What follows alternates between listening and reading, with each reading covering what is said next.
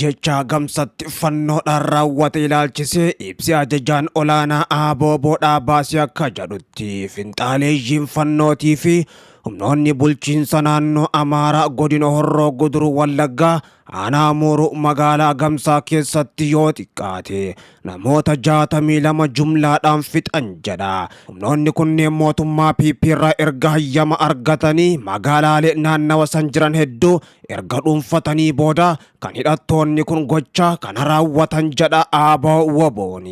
Haleeltonni kun baankiiwwan, suuqiiwwanii fi namoota hunda jechuun danda'amu saamanii mancaasan jedhee jira.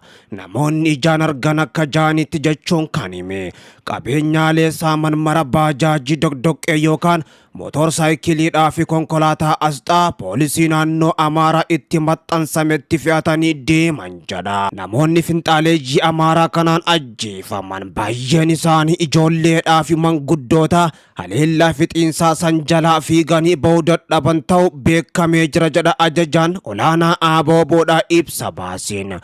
Ajjechaan suukanneessaan akkanaa hokora akka tasaa uumame otoo hin taane gochaalee deddeebiidhaan mul'atan keessaa qaama tokko kan jedhe. PP'n dantaa siyaasaa ittiin guuttachuuf jecha humnoota seera qabeeyyii hin taane iddoo adda addaatti bobbaasuudhaan uummata gidduutti waldhabiinsaa fi hokora ittiin facaasan jedhee jira. Milishoonni fannoo fi humnoonni mootummaa naannoo Amaaraa godinaalee Wallaggaa Bahaa fi Horroo Guduruu Wallaggaa keessaa bakkeewwan daangaa Amaaraatti dhiyoo jiran baay'ee qabatanii jiran jedha ajajaan olaanaan Abooboodhaa ibsa baase kanaan.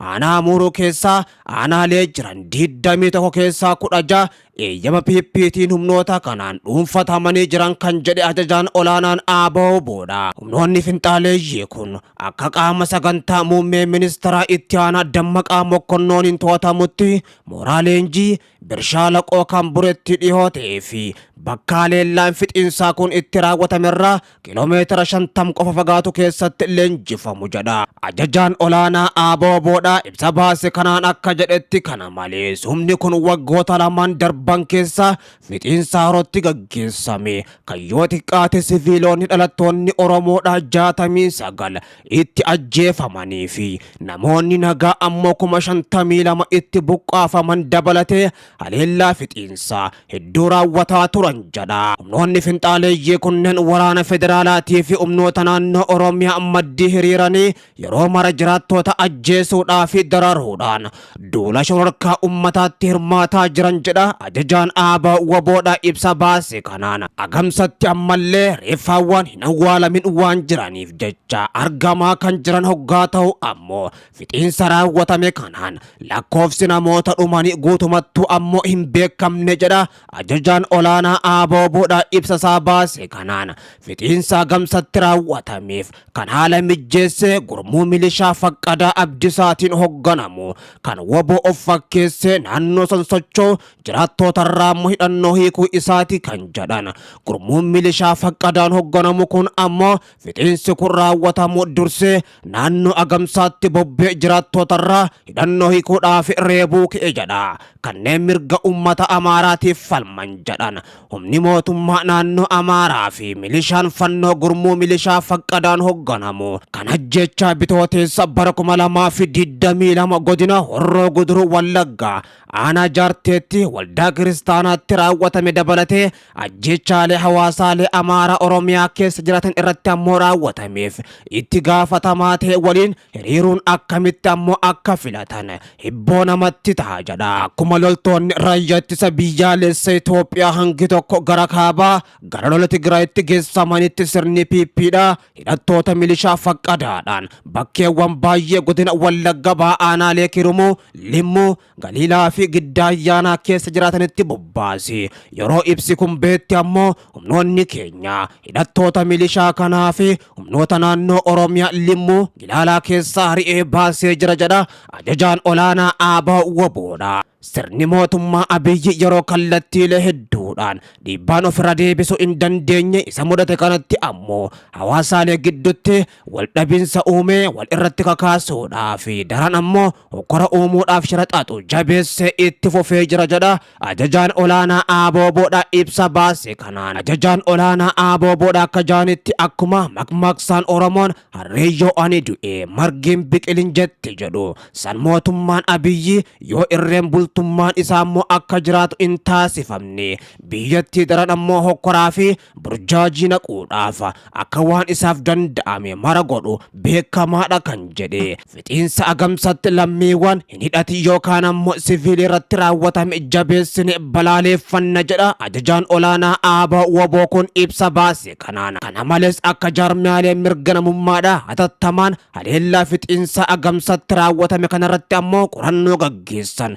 cimsinee gaafanna jedha. Akkasumas akka ummanni keenya hundi kanneen ajjechaa san jala lubbuu baafatan lammiilee kuma hedduutti lakkaaman yeroo ammaan tana magaalaa Amuuruu oborraa qubatanii jiran gargaarsa namummaa birmatuudhaaf waamicha dhiheessina jedha ajajaan olaanaa ABO'dha ibsasaa yoo xumuru injifannoon ummata Oromoof jedhee jira.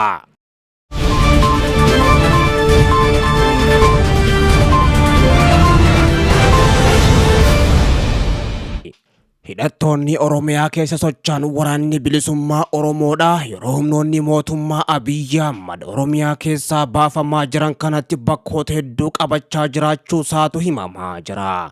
Keessattuu lixa Oromiyaa fi akkasuma jiddu galeessa Oromiyaa bakkoota baay'ee kanaan dura waraanni mootummaa Abiyyi Ahmad dhibboota lakkaa'amu buufatee ture waraanichi yeroo ammaan tana qubachuudhaan humna guddoodhaan magaalotaa fi akkasumas bakkoota hedduutti socho'aa jiraachuu isaatu himamaa jira. Raayyaan ittisa biyya Itoophiyaadha Wallagga lixaa dabalatee jiddu galeessa Oromiyaatii fi bakkoota hedduurraa gara naannoo Finfinneetti kan deebi'e kanneen hafanis ammoo gara kaabaatti geeffamanii kan jiran. Waraanni bilisummaa Oromoo WBOnis ammoo saffisa guddaadhaan gara jiddu galeessa biyyattiitti galaa jiraachuu isaatu himamaa jira. WBOn lola yeroo ammaan tana mootummaan Abiyyi Ahmadii fi TPLF akka haaraatti jalqaban kana akka carraatti itti fayyadamuudhaan humna isaa saffisaan jiddu galeessa biyyattii keessa galchaa jiraachuutu himamaa jira. Waraanni bilisummaa Oromoo WBOn buufataalee waraanaatii fi magaalota Oromiyaa gurguddoo bakka raayyaan ittisa biyyattii gallakkisee keessaa bahe seenuudhaan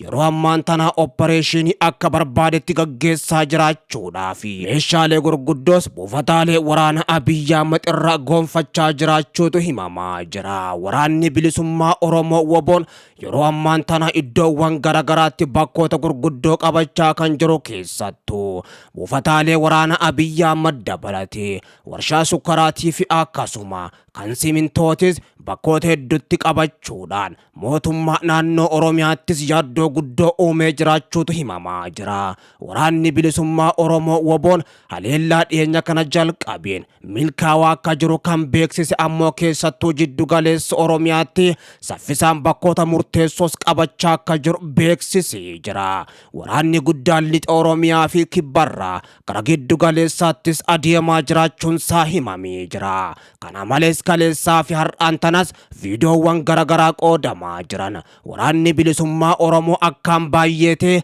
imala guddaa daandii ispaaltii irra yoo godhus mul'atee jira. Waraanni bilisummaa Oromoodha ni jiraaf yookaan ammoo hammana baay'ate jedhamee hin yaadamne. Humni guddaan bakkoota garagaraatti yoo sochoos yeroo ammaan tana ifatti mul'atee jira. Aadaa waraana bilisummaa Oromoolee kan hin taane waan barte kaleessa hojjetaa turte sana irbuun galte si gaafata waan ta'eef yaadachuu qabda. Namni gibbii kana yookaan mooraa kana keessa kana godhu yoo jiraate inni ofiisaatii irbuu gale itti gaafatama. Ati ofii keetii irbuu galteen itti gaafatamta. Kanaaf waraanni bilisummaa Oromoo amma leenjaa jirtan waraana qubee jenereeshinii ta'uu keessan beektanii akka durba yookaan shamarran naqattee amma gaa'ela ishee xumurattutti yookaan abbaa manaa ishee bira amma geessutti sansakkaa durbummaa isheetii eeggattutti naamusa kabaja waraana bilisummaa Oromoo ta'uu keessanii eeggattanii hanga bilisummaatti yookaan hanga wareegamaatti yaadachuudhaa fi eeguun dirqamaa jechuudha. Nuti waa lamaaf deemna. Tokko bilisoomuu yoo dhibe immoo wareegamuudha. Kana lamaan keessatti seenaa qabsoo keessatti seenaa qabdu qabattee yoo wareegamte siidaan sirra dhaabbatu bara baraanii akkuma hangafoota qabsoo kanaan dura turanii qabsoo dabarsaa dhaalamayyaa kennaa deema hanga Oromiyaan bilisoomtutti.